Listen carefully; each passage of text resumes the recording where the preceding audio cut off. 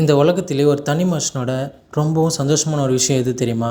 Personal growth. S, தன்னோட சுய முன்னேற்றம் தான். அதை பார்க்கக்குள்ள அவன் படுற சந்தோஷம் இருக்கே, அதுக்கான வேல்யூவே ரொம்ப ரொம்ப அதிகம். பிகாஸ் அவன் பட்ட கஷ்டத்துக்கும் அவன் எப்படி முன்னேறி இருக்கான், நேற்றுக்கும் இன்றைக்கும் அவன் எப்படி இருக்கான்ற அந்த பர்சனல் க்ரோத் தான் அவனோட முதல் வெற்றியே. ஸோ அப்படிப்பட்ட பர்சனல் க்ரோத்தை நம்மளோட லைஃப்பில் கொண்டு வந்து நாமளும் வெற்றியடைய இந்த 6 டிப்ஸை ஃபாலோ பண்ணுங்கள். என்னென்னு தெரிஞ்சுக்கினா வீடியோ ஸ்கிப் பண்ணாமல் ஃபுல்லாக பாருங்கள். வாங்க வீடியோக்குள்ளே போகலாம். வணக்கம் நண்பர்களே, நான் உங்கள் ஆர்டிஎஸ்.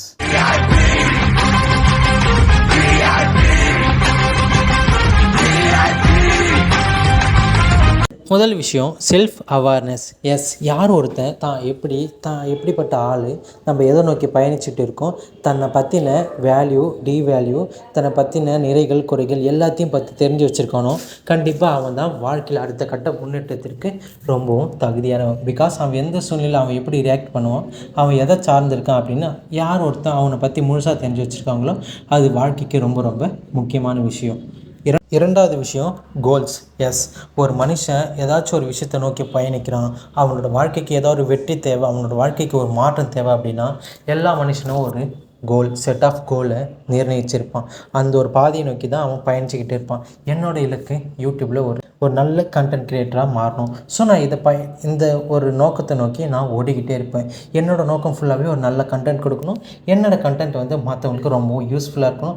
அவங்களோட வாழ்க்கையில் ஏதாச்சும் ஒரு மாற்றத்தை உருவாக்கி கொடுக்கணும்னு தான் என்னோடய எண்ணங்கள், என்னோடய நோக்கம். ஸோ அதை நோக்கி நான் பயணிச்சுக்கிட்டே இருப்பேன். ஸோ அவனுக்கு ஒரு தெளிவான முடிவும் கிடைக்கும். அவன் பயணிக்கிறப்போ எந்த ஒரு தடைகள் வந்தாலும் அதை சமாளிக்கிற திறனும் அவனுக்கு இருக்கும். மூணாவது விஷயம் சேலஞ்சஸ். எஸ், எடுக்கிற எல்லா விஷயத்தையும் சுலபமாக முடிச்சிட்டோன்னு வைங்களேன், கண்டிப்பாக அந்த ஒரு விஷயத்தில் ஒரு ஆர்வம் இருக்கவே இருக்காது. பட் அதில் ஒரு சேலஞ்ச் இருந்துச்சுன்னா, ஒரு காலக்கெடு இருந்துச்சுன்னா, இந்த டைமுக்குள்ளே இந்த வேலையை முடிச்சாகணும், இந்த டைமுக்குள்ளே என்னோடய வீடியோ வெளியாகி ஆகணும் அப்படின்னு ஒரு அப்டேட்டோட ஒரு சேலஞ்சஸோட எல்லா விஷயத்தையும் செஞ்சு பழகுங்களேன். கண்டிப்பாக உங்களுக்கே உங்களோட லைஃப் மேலே ரொம்பவும் ஆர்வம் வரும். ஸோ கண்டிப்பாக எல்லா விஷயத்தையும் சேலஞ்சஸோடு எடுத்து செய்ய பாருங்கள். நாலாவது விஷயம் லேர்ன் ஃப்ரம் ஃபீட்பேக். கண்டிப்பாக இந்த ஒரு ஃபீட்பேக்குன்றது நமக்கு தேவையான ஒரு விஷயம். யாராச்சும் உங்கள்கிட்ட வந்து நீங்கள் இந்த ஒரு மாதிரி ஒரு ஃபீட்பேக் சொல்கிறாங்க வைங்களேன், அது நல்ல ஃபீட்பேக்காக இருந்தால், உங்களோட லைஃபுக்கு தேவையான ஃபீட்பேக்காக இருந்தால், அந்த ஒரு விஷயம் கண்டிப்பாக மாற்றினா ஓகே நல்ல விஷயம் தானே சொல்கிறாங்க அப்படி இருந்தால் நீங்கள் அந்த ஃபீட்பேக்கை கண்டிப்பாக ஆராய்ஞ்சு பார்க்கணும். அந்த ஒரு விஷயத்தில் நீங்கள் கற்றுக்க பார்க்கணும். ஸோ தேவையில்லாத ஃபீட்பேக்கில் தவிர்த்துங்க. நல்ல விஷயங்கள் உங்களை நோக்கி வருது, அந்த ஃபீட்பேக் சரியாக இருக்குது அப்படின்னா அதை ஆராய்ஞ்சு பார்த்து அதை நீங்கள் சரி செஞ்சுக்கோங்க.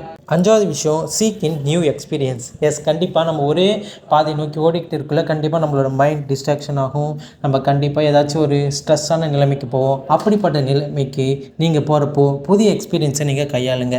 அதாவது ட்ராவல் பண்ணுங்கள், புதிய விஷயங்களை நோக்கி போங்க, நிறைய புத்தகம் படிங்க. உங்களோட கான்சன்ட்ரேஷனை வேறு ஒரு பக்கம் கொஞ்சம் நீங்கள் வந்து ஸ்லிப் ஆகாமல் இருக்கிறதுக்கு தான் இந்த புதிய விஷயத்தை நோக்கி போக சொல்லுது. அந்த ஒரு விஷயத்துக்கு போகிறதுக்காக பழைய விஷயத்தை மறந்துடாதீங்க. உங்களை நீங்கள் டிஸ்ட்ராக்ட் பண்ணிக்காமவும், நீங்கள் தெளிவாக இருக்கிறதுக்காகவும், நீங்கள் போகிற பாதையில் தெளிவாக போகிறதுக்காகவும் தான் இந்த மாதிரி விஷயங்களை அப்பப்போ நம்ம செஞ்சுக்கணும்.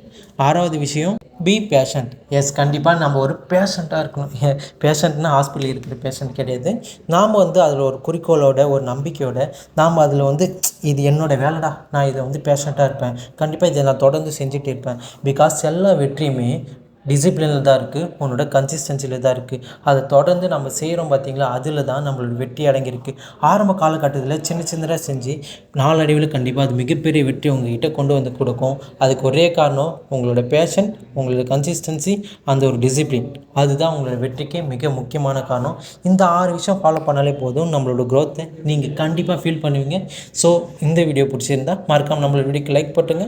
நம்மளோட பேஜுக்கு ஃபஸ்ட் டைம் வரீங்கன்னா அப்படியே அந்த சப்ஸ்கிரைப் பண்ணி தட்டி விட்டுட்டு அடுத்து ஒரு அருமையான கதைகளுக்கு வெயிட் பண்ணிக்கிட்டே இருங்க. ஆர்டிஎஸ்.